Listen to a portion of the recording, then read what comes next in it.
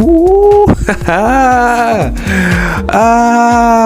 Oh my goodness. Yo,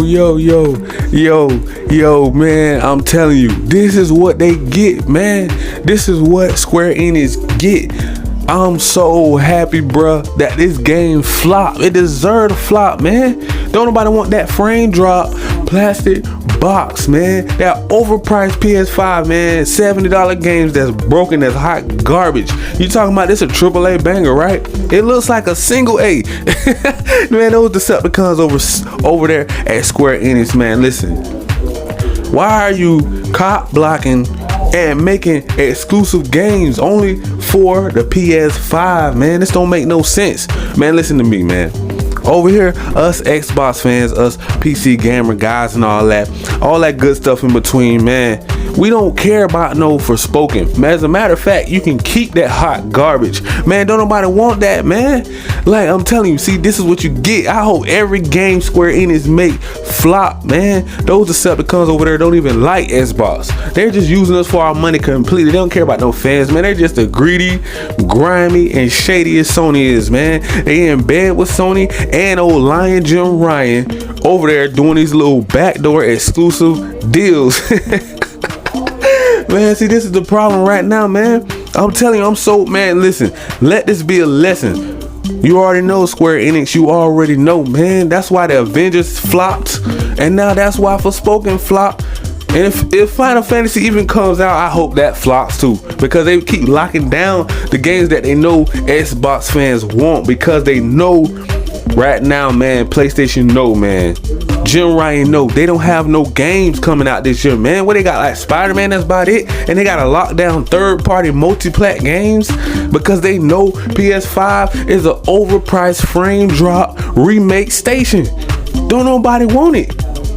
Clearly, the player base, man, is more people on Xbox, man. Go look it up, man. It's more active users on Xbox platform, Game Pass, and PC, man.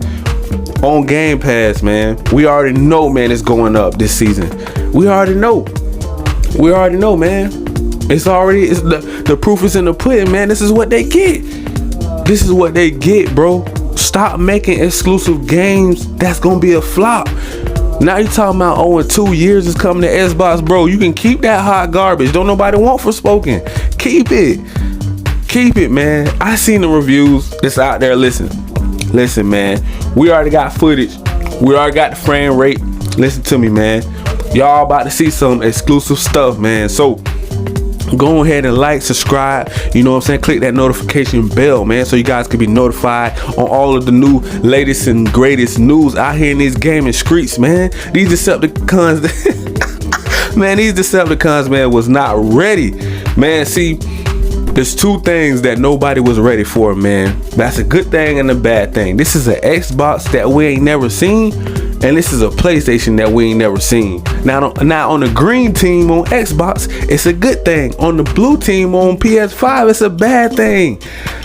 So, man, I hope you guys choose the right side. But, man, we just gonna dive right into this video, man. So let's go. In more ways than one. Built on the luminous engine that powered the team's last game in Final Fantasy 15, it does share a similar open world design, animation, art, creature design and more. But combat and traversal are the biggest changes of gear, with both being focused around parkour and fast fluid travel, dodge, lock-on and magical pyrotechnics.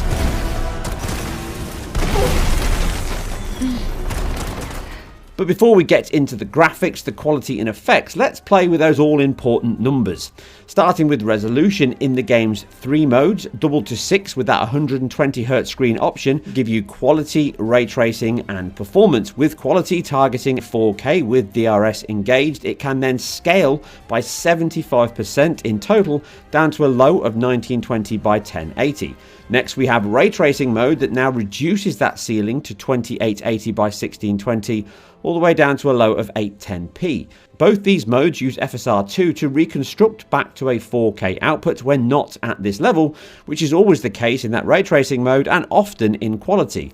Finally, performance now targets a new 2560 by 1440, both in its ceiling as a resolution and that FSR2 reconstruction. It can again scale by 75% down to 1280 by 720p, but it is again not often at either end and somewhere in between, approximately 1260p.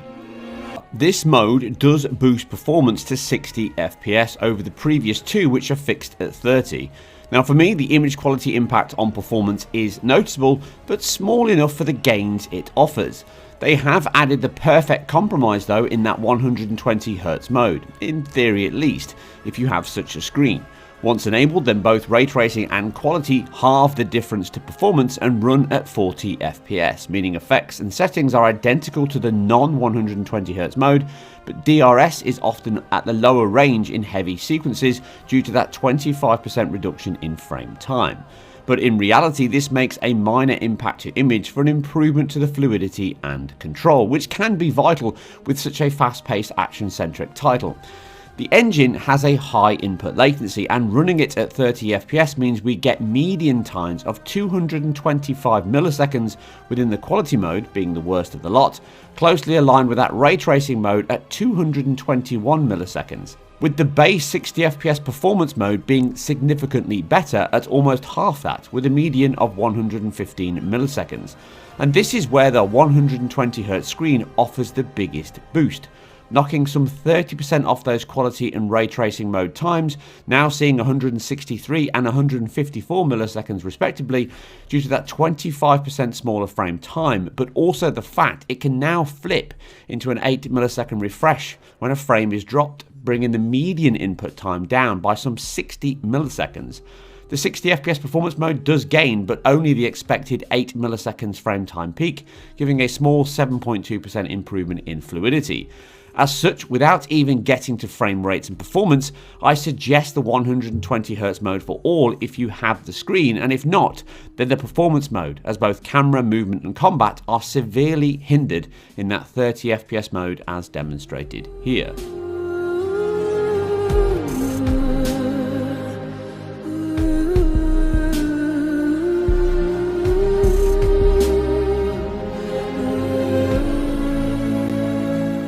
So in theory, we have all the bases covered from the menu, in theory. Sadly, in practice, all of the targets are missed, and not only on occasion, but often enough to be subpar. Starting with the best mode in performance, we target 60 FPS in any high fill rate and bandwidth heavy sections though, with foliage, opaque or partially translucent alpha effects, can all cause the game to dip 25 or 30% on those frame rates, causing long sections into the mid to low 40s. Now the game does support variable rate refresh, but the issue here is when at these rates, these low 40s, it is below the active range on the PS5's VRR, and you therefore can still see and feel these dips. Thus some sections are fine and run well enough without VRR and better with it, but in others you still have a sufficiently lower frame time and thus rate than the mode itself aims for, and that is not appeased with those 120Hz modes.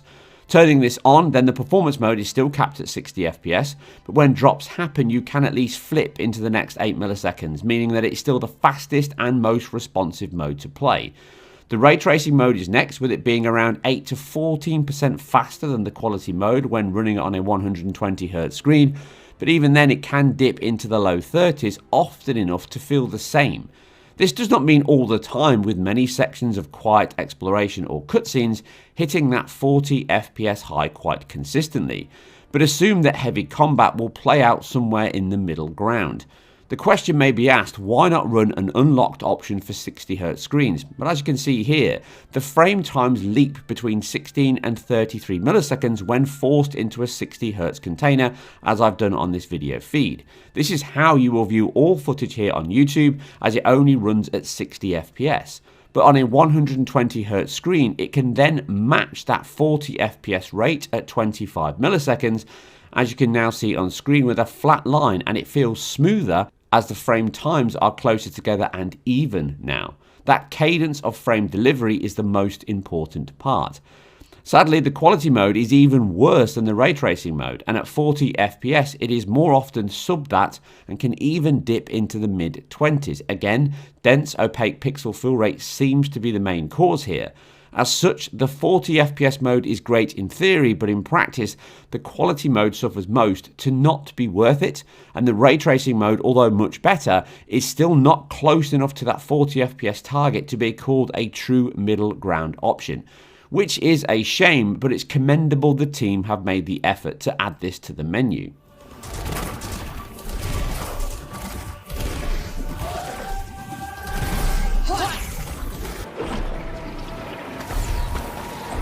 Keep your wits about you. Very much in the room, thanks.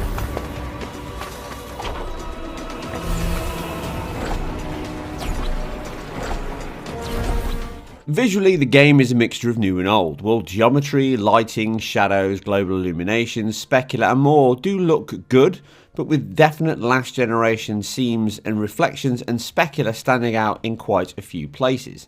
Yes, polygon count on characters is good, materials are pretty good, and general facial and skeletal animation is certainly not bad. That said, it does look cross-generation good, with higher textures and assets over a potential PlayStation 4 version. Compared to Final Fantasy 15, it is superior, specifically in resolution and image stability, even compared to the Pro version here. But not to any generational looking degree, aside from improved assets and resolution.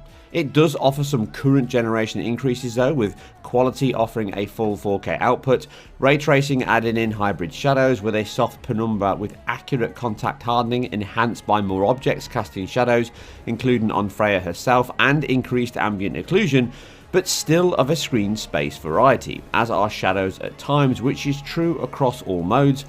Quality does increase LOD over performance and the ray trace mode, with further shadow cascades, imposter billboards are pushed out on foliage and increased debris in certain areas. Ray tracing has the best image quality, with shadow cascades mixed with ray trace shadows within the first cascade, i.e. closest to the camera.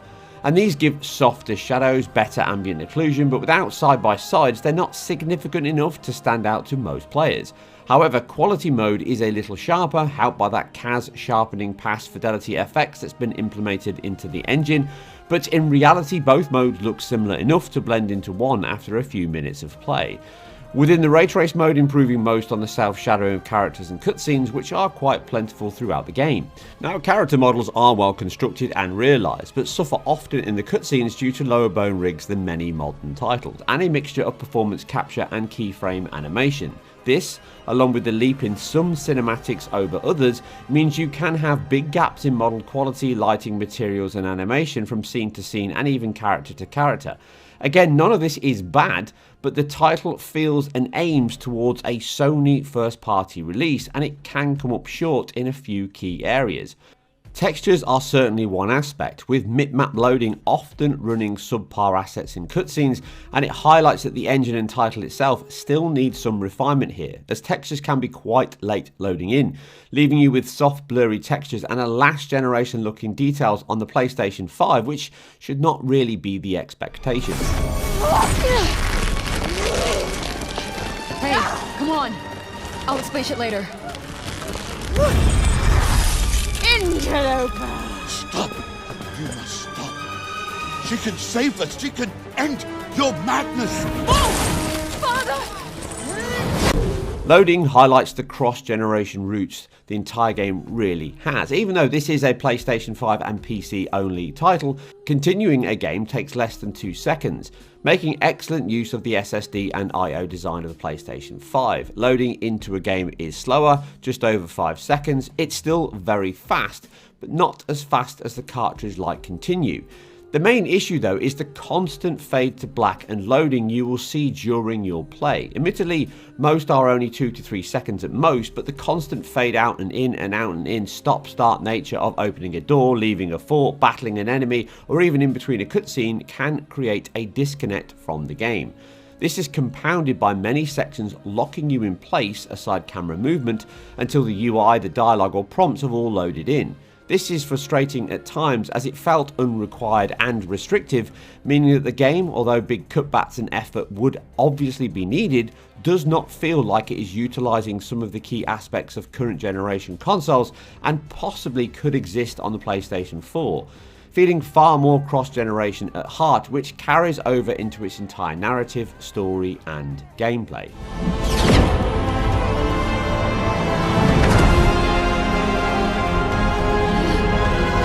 Any bright ideas? Yeah! Make this go! Now, when it comes to sound, effects are okay with decent mixing and production. Music, although far from bad, is repetitive and terribly mixed, with music clumsily fading in or out or just stopping whilst new tunes start. To address the council. Forgive me, I am odd and keen. All this woman is guilty of is surviving the corrupted lands. This is compounded by poor mixing, which can leave voices fighting with music, and the dialogue is far from top tier. This means actors have to work with what they have, and sadly that often comes up short, and this comes across in the performance and even capture at times. The issue here is, again, the game will be viewed as a PlayStation Studio title, and although it is not that bad on the sound production and delivery score, it does come up under the bar expected. Some of this may be technical bugs that can be ironed out, certainly in the mix, blending and delivery, but some of the blame sits with the delivery and certainly the writing, with far too much swearing at times that did become quite abrasive throughout my playthrough. That's the stuff. Keep at it. All right. As alright as it can be. Try to blend in with the crowd.